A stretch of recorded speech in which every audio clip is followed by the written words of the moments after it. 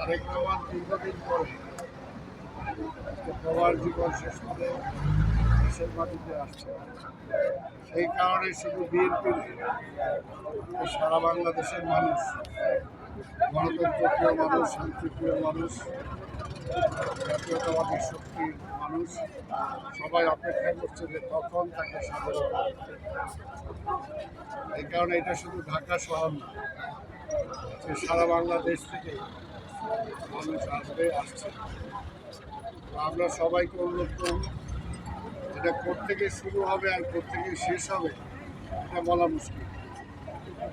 এই দেশের মানুষ একসময় শহীদ জিয়ার পিছনে ছুটেছেন, এরপরে বেগম খালেদা জিয়ার পিছনে ছুটেছেন, আজকে সবাই অপেক্ষা করছেন তারেক রহমান।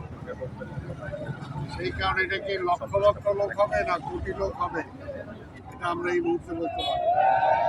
তবে আমরা যেটা চাই যে যারা আসবেন সবাই যাতে সুশৃঙ্খল থাকে, কোথাও যাতে কোনো